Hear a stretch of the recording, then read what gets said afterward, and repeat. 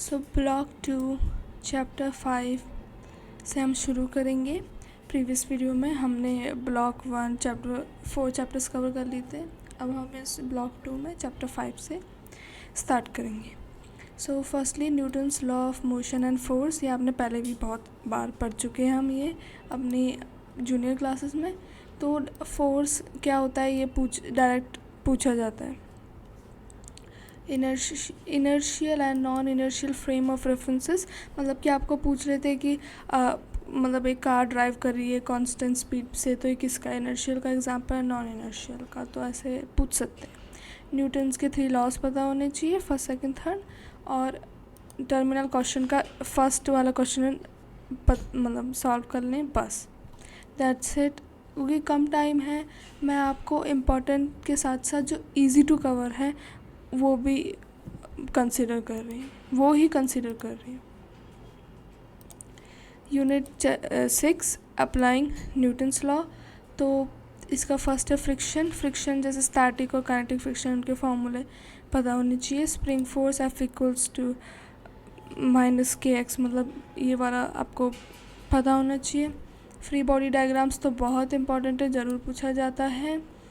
Centripetal force का formula पता होना चाहिए, और टर्मिनल क्वेश्चन 6 और 8 सॉल्व करना है।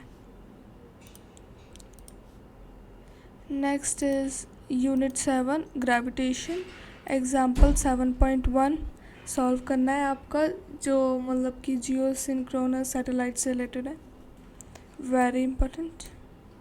Acceleration due to gravity at various places on earth like at altitude and depth, इसके फॉर्मूला है सेपरेट, वो पता होनी चाहिए। और टर्मिनल क्वेश्चन 5 और 6 सॉल्व करना है।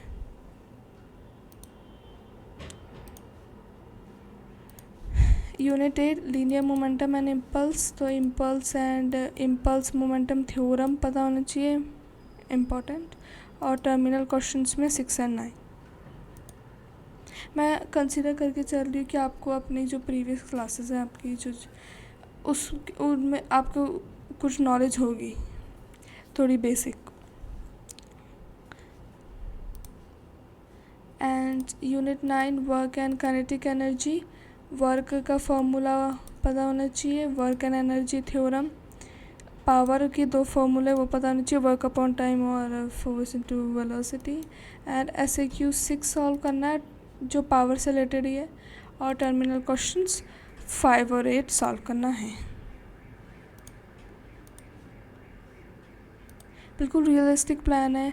अगर आप मेरी इस सीरीज़ को फॉलो करेंगे, इसमें 4 वीडियोस आएंगे। ब्लॉक 1 हो चुका है ऑलरेडी, ब्लॉक 2 आज हो जाएगा, एंड 3 और 4 भी कंप्लीट हो जाएगा, तो आप अच्छी तरह पेपर कर सकते हैं। Unit 10 potential energy and conservation of energy, so conservative forces और उसके एग्जांपल पता होना चाहिए। Law of conservation of energy very important.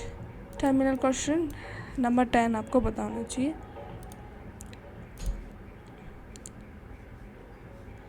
So that's it for this video. Thanks for watching.